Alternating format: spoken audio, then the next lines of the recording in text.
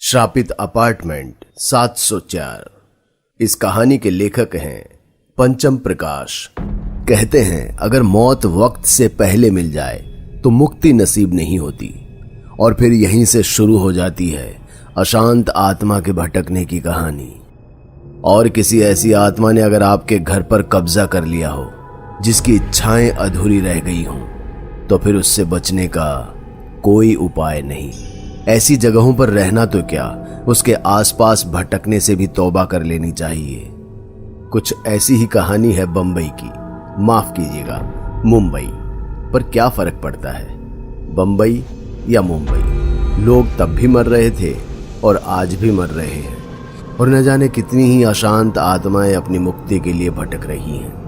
बंबई के हीरा रोड के पास बसे एक सोसाइटी का अपार्टमेंट नंबर 704 इतना शापित था कि उस फ्लोर के बाकी सारे अपार्टमेंट अपने आप ही खाली होते चले गए। ऊपर जाने वाली लिफ्ट को भी उस फ्लोर के लिए ब्लॉक कर दिया गया। यहां तक कि सीढ़ियों से 7वें फ्लोर को जाने वाले दरवाजे भी बंद कर दिए गए, और शाम होने के बाद तो लोग उस तरफ देखने से भी कतराते हैं। कहते हैं कई बार उस कमरे के बाहर सफेद साड़ी में एक औरत की आत्मा को देखा गया है, जिसका चेहरा जख्मी है और वो मदद के लिए लोगों को अपने पास बुलाती है, चीखती है, चिल्लाती है, जैसे उस पर कोई जुल्म ढा रहा हो, पर उसे कोई बचाने नहीं आता। अब जहां लोग दिन में भी जाने से तौबा करते हैं, भला वहां रात में कोई क्यों जाता? कई साल गुजर गए, सब कुछ जस का तस रहा। चमकती सोसाइटी के बीच वो अपार्टमेंट नंबर 704 और उसका पूरा का पूरा फ्लोर वीरान ही रहा। लेकिन फिर एक ऐसी रात आई जिसने सब कुछ बदल कर रख दिया। आसमान को घेरे काले बादल से गिरने वाले पानी ने पूरी सोसाइटी को भिगो दिया था। लोग आज वक्त से पहले घर के अंदर थे। बारिश में उछल कूद करने वाले बच्चे भी आज कहीं दिखाई नहीं दे रहे थे। उनकी कागज की कश्ती किसी खोए जहाज की तरह पानी में उल्टी पड़ी हुई थी। तभी सोसाइटी में एक महंगी काली गाड़ी आकर रुकी, जिसका ड्राइवर भागते हुए गाड़ी से निकला और छाता उछालते हुए लपक कर पिछले दरवाजे को खोल देता है। गाड़ी के अंदर से एक हाथ बाहर निकलता है, जिसने अपने सिगार की राख को झटका और फिर अपने चमकदार जूते वाले पांवों को बाहर निकाला, और फिर खुद भी पूरा बाहर आ गया। ड्राइवर भीगे जा रहा था और वो छाते की ओट में सिगार के कश खींच रहा था।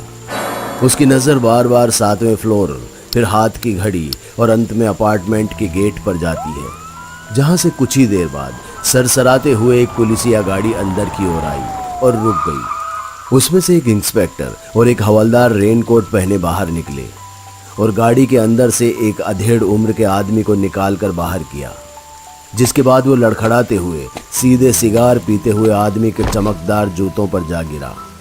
उसने अपने पांव से उसके चेहरे को उठाया और कश लेते हुए 7वें फ्लोर की तरफ इशारा किया।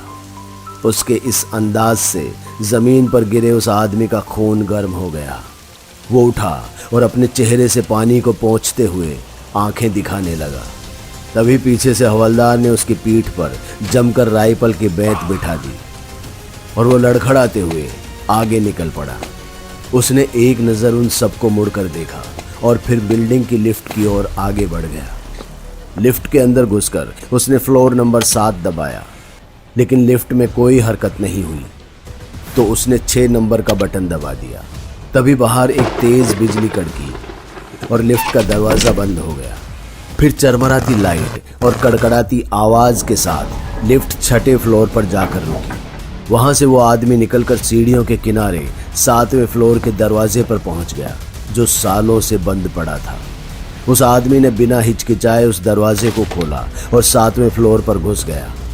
वो बेधड़क अपार्टमेंट नंबर 704 की तरफ बढ़ने लगा, जैसे यहाँ उसके लिए कुछ भी नया ना हो।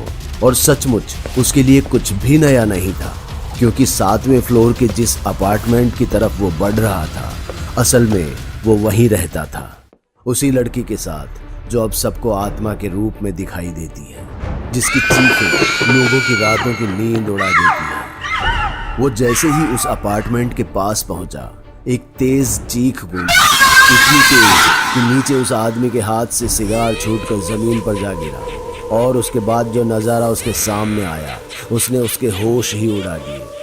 अपार्टमेंट नंबर 704 का दरवाज़ा अपने आप खुला और वो इंसान उसमें खिंचा चला गया और फिर एक ही झटके में हवा में झूलता हुआ बाहर आ गया, जैसे किसी ने उसे गले से पकड़ रखा हो। लेकिन कोई दिखाई तो नहीं दे रहा था।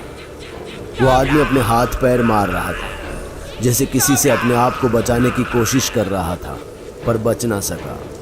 अगले ही पल एक तेज आवाज गूंजी और वो उड़ता हुआ 7वें फ्लोर से नीचे अपार्टमेंट के ग्राउंड के बीचों बीच आ गिरा, इतनी तेज कि उसके शरीर को तड़पने का मौका भी न मिला और उसने अपना दम तोड़ दिया। सर से बहते खून ने अक्षरों का आकार ले लिया और तेज बारिश के बीच भी जमीन पर लिख गया, बदला बुरा हुआ। जो अगले ही पल बारिश के पानी के साथ बह निकला कि अचानक से वो आदमी छाते से बाहर निकला और जोर जोर से हंसने लगा। 7वें फ्लोर को देखकर हाथ जोड़ा और गाड़ी में बैठ गया और उसकी गाड़ी वहां से निकल गई। पुलिस ने एम्बुलेंस को कॉल किया और आसपास देखने लगे कि किसी ने कुछ देखा तो नहीं। तभी उन्हें 7वें फ्लोर के ठीक सामने वाली बिल्डिंग के एक फ्लोर पर तकरीबन 7-8 साल का बच्चा दिखाई दिया, जिसे देखकर वो इंस्पेक्टर घबरा गया, लेकिन अगले ही पल ऐसे मुस्कुराया जैसे बच्चा ही तो है। बच्चे ने पीछे मुड़ इशारे में अपनी दादी से कुछ पूछा तो दादी भी इशारे में उसे सब कुछ बताने लगी, क्योंकि दोनों ही बोल नहीं सकते थे। वो लड़का उसके सभी इशारों को समझ रहा था और सालों पहले की कहानी भी, जब वो अधेड़ उम्र का आदमी यहाँ रहने आया था अपने से काफी कम उम्र की लड़की के साथ। लड़की अनाथ थी तो उस आदमी ने उसे सहारा दिया और दोनों साथ में रहने लगे। इतनी बड़ी सोसाइटी में रहने के बाद भी उनकी किसी से कोई खास बातचीत नहीं थी, पर भला घर का कलेश कहाँ छुप पाता है। दोनों के झगड़ों पर अक्सर पड़ोसियों के कान रहते थे। दरअसल वो आदमी उस लड़की पर इस बात से नाराज था कि वो हर आने जाने वाले को उसे अपना चाचा या मामा बताती थी, ताकि उनकी एज डिफरेंस पर कोई मजाक ना उड़ाए। झगड़े तब और भी बढ़ गए जब लड़की उससे भी अच्छी कमाई करने लगी। अब वो आदमी बात बात पर उस पर शक करता, मारता पीटता और गाली गलौज भी करता।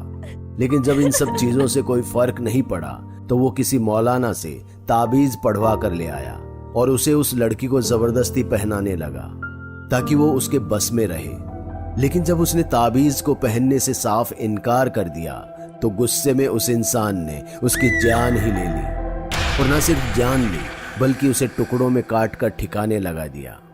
लेकिन जिन पड़ोसियों को उसकी चीखों की आवाज सुनाई नहीं दी, उन्हें भी उस लड़की की लाश से बदबू आने लगी और वो इंसान पकड़ा गया। वो तो जेल चला गया, लेकिन अपार्टमेंट नंबर 704 उस आत्मा के प्रकोप से शापित हो गया और देखते ही देखते इस सोसाइटी की मार्केट वैल्यू गिरने लगी। सिर्फ इसी सोसाइटी की नहीं बल्कि आसपास की सोसाइटीज की भी। और इन सभी सोसाइटी का मालिक एक ही था, सक्सेना, जिसके लिए इंसान की जान की कोई अहमियत नहीं है। पर भला वो एक आत्मा से कैसे लड़ता?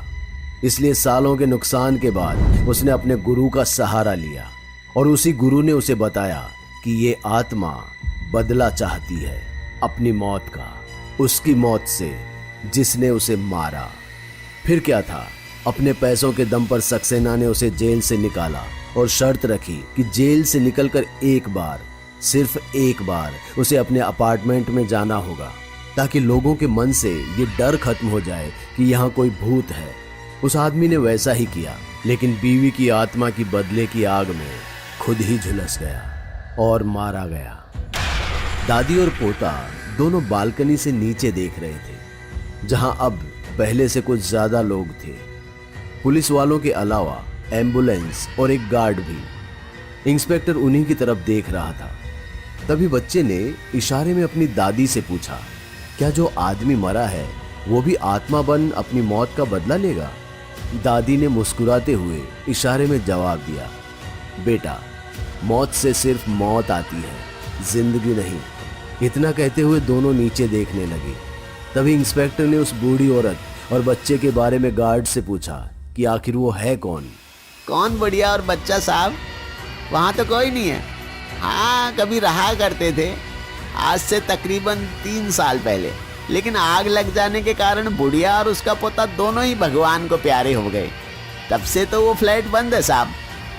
गार्ड की बातें सुनकर इंस्पेक्टर की आंखें फटी की फटी रह गई, क्योंकि वो अब भी उसे मुस्कुराते हुए देख रहे थे। एक अशांत भटकती हुई आत्मा, और क्या पता कोई आपके बगल में भी हो जो आपको दिखाई ना दे रही हो। सच कह रहा हूं ना मैं? दोस्तों, अगर आपको हमारी कहानी अच्छी लगी हो तो लाइक, कमेंट और शेयर जरूर करें। साथ ही रेगुलर अपडेट के लिए चैनल को सब्सक्राइब करें। और अगर आपके पास भी कोई डर से भरी दमदार कहानी है तो भेजिए हमारे मेल एड्रेस पर अभी।